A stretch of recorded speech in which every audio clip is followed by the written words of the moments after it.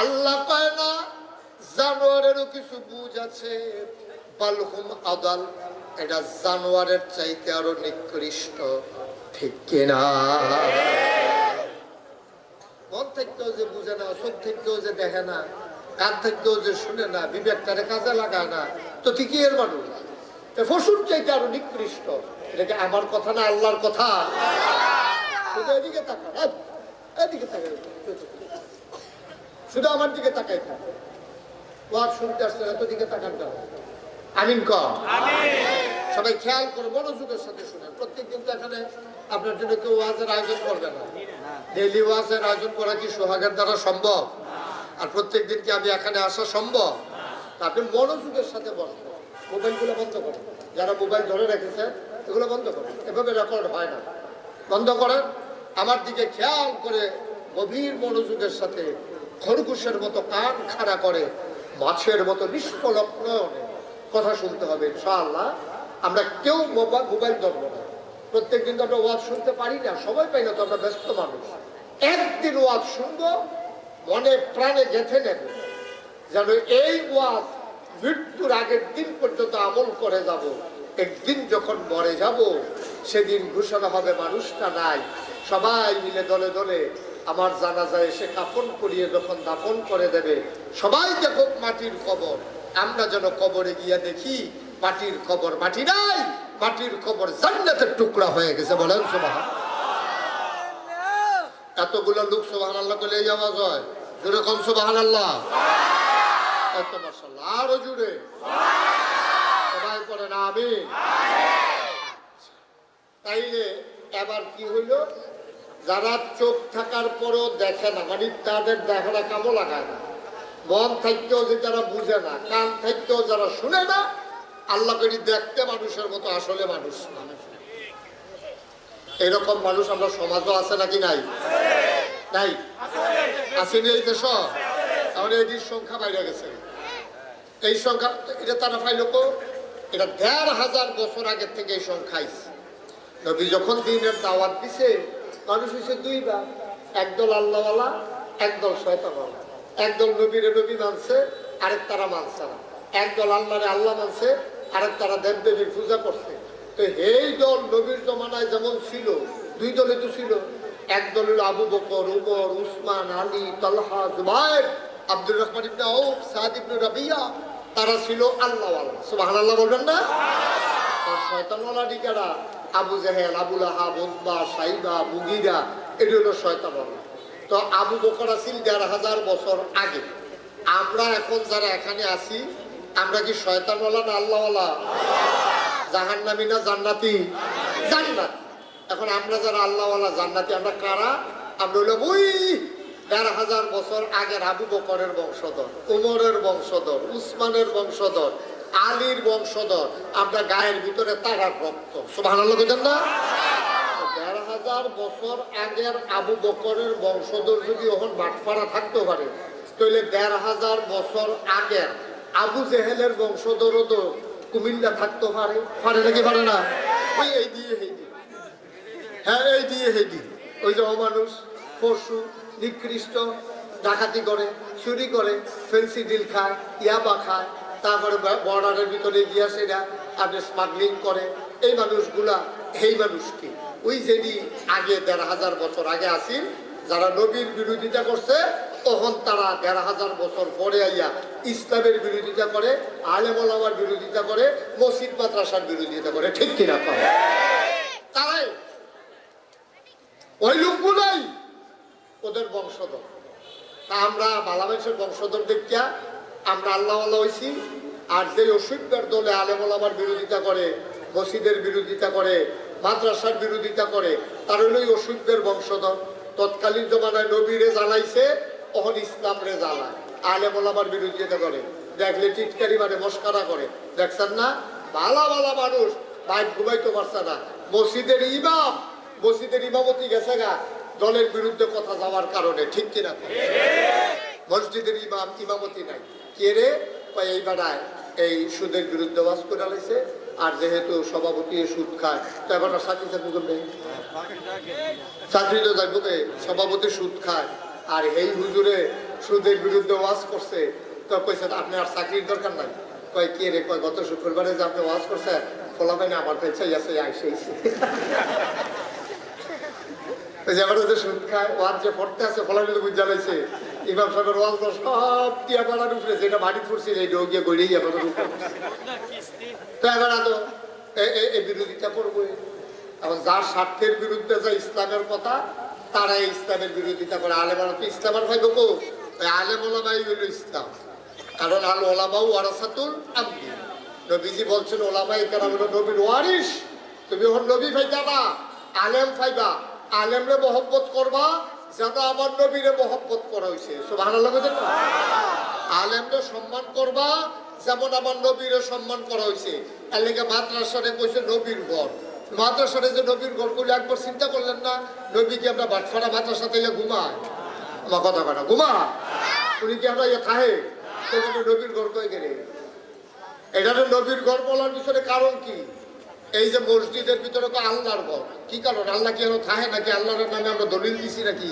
তো এটা আল্লাহর ভয় করে নাও, এটা আল্লাহর ঘর কয়। এই জন্য এখানে আসলে আল্লাহর কথা মনে হয়, এখানে আসলে আল্লাহ আপনার কথা আল্লাহর কথা আমরা মানি, আল্লাহর দেওয়া ফরজ বিধান এই মসজিদের ভিতরে বইয়ে আদায় করি।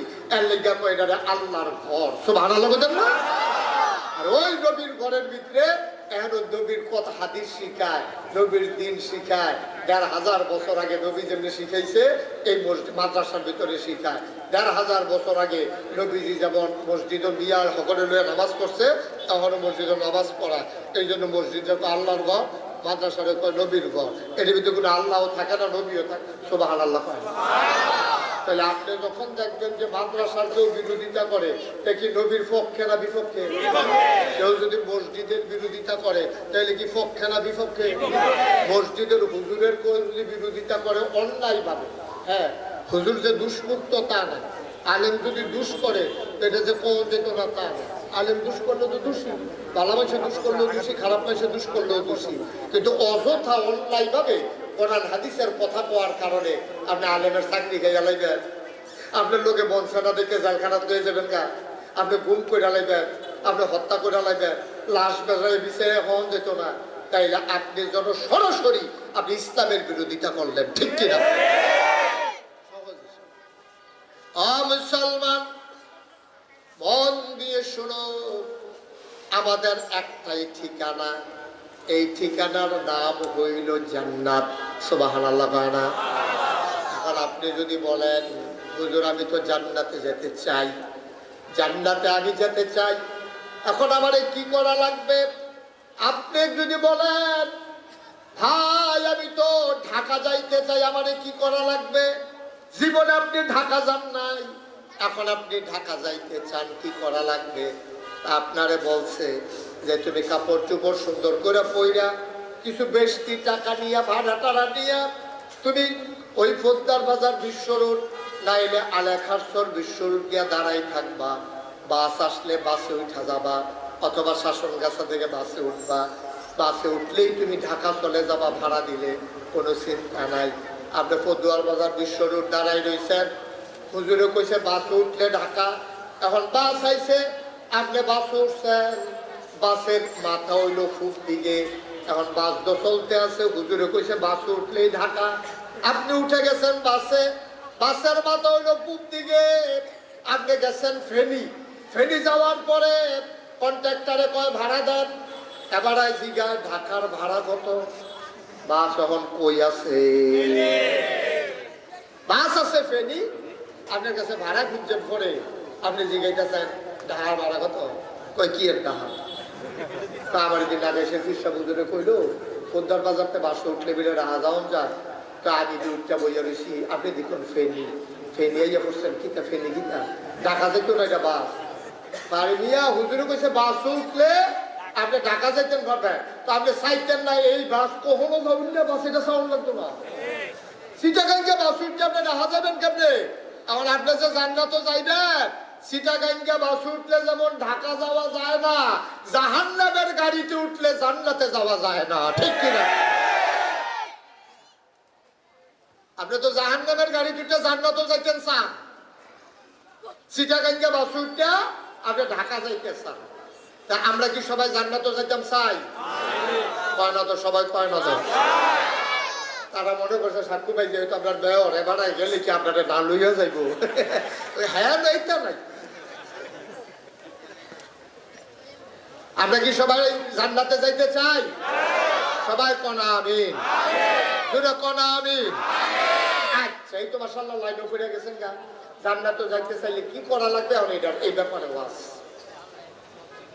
জান্নাতে যাইতে হলে আপনি কি করা লাগবে এই সম্পর্ক ওয়াজ।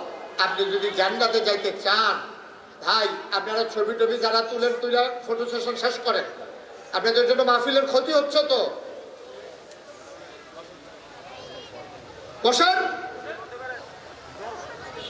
একজনের ছবি তুলতেছে, আমরা হেবাটা করছি এমনি তুল, আবার আরেকজন দেখাই নেওয়াইছি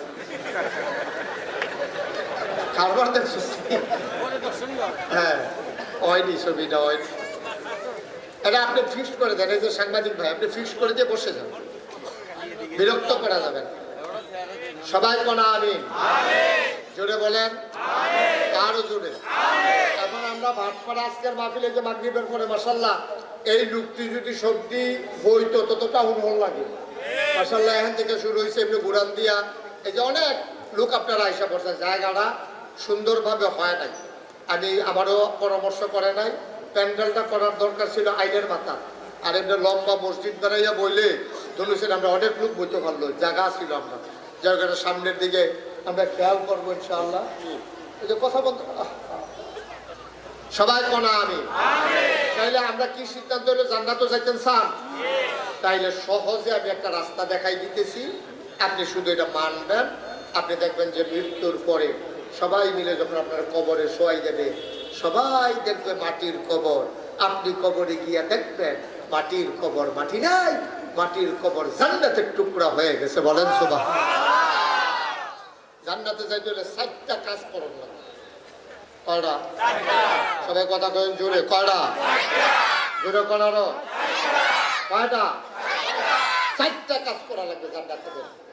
আপনি যদি যাইতে চান, আর আপনি যদি কোন হুজুর আমি যাইতাম না, তাহলে একটাও করুন লাগবে না। যা মনটায় ধরে তা করবে, মনটায় যা ধরে। জান্নাতে যাইতে না যাইতেন চাইলে ওখানে মনটায় যা ধরে মাইসে গীতা করলে তো হইবেন না। যেহেতু আপনি জান্নাতে যাইতেন না, কি এর ফেহেফানি, কি এর বালা খারাপ, আপনার যা মনটায় ধরে তা করবেন। আর জান্নাতে যাইতে হলে 4টা দায়িত্ব পালন করা লাগবে। কয়টা? সবাই কয় না করে বুঝতাম না কিছু। কয়টা? 4টা। 1 নম্বরে হইল আল্লাহর প্রতি দায়িত্ব। আল্লাহর প্রতি আমরা কিছু দায়িত্ব আছে, তা আল্লাহকে আমরা